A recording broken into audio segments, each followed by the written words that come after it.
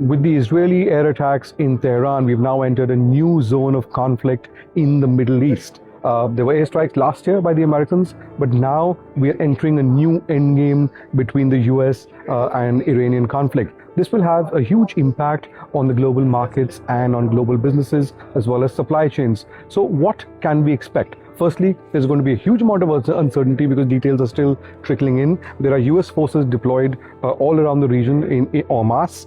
At the moment, at least in theory, all US forces in the region are within counter-strike capacity of the Iranians. The Iranians also, while they put their nuclear program on hold and their military capacity has been significantly depleted, they still hold significantly potent weapons. Iran is not Iraq, let's put it that way. Also, Iran has a bunch of proxies around the region, which they have been weakened, but they do maintain potency in areas like Yemen and others. So there is a ring of Iranian proxies, much more weakened than before for sure, but who have the capability to hurt the Americans and the allies. So what does all this mean for us? The energy markets. Oil has roughly been in the range of around $70 to $72 a barrel. We could potentially expect a jump in that, but that's going to be the first real cause of concern. Potentially, maybe go up to $80 a barrel. Let's see what happens there. So Brent crude prices can surge 8 to 13% as we go forward. We'll have to wait and watch what happens. Second, on equities and the stock markets, a medium to high impact. Global shares, including the Dow and the Asian markets, may fall.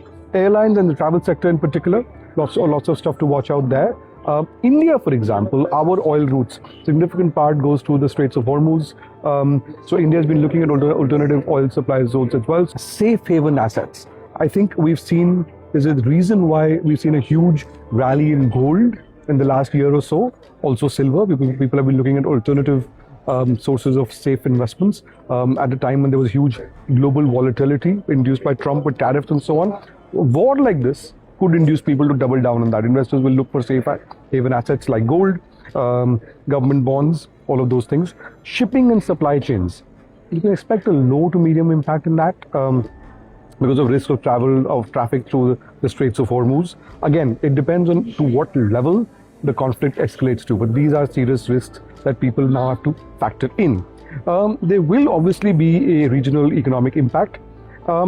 Also, it will depend a great deal on how the Iranians react and what the appetite for change there is, because remember, Iran is also in the middle of huge civil unrest between the state, the Iranian Revolutionary Guard, and Gen Z. How that plays out, we'll see. India has been waiting and watching. Prime Minister Modi is back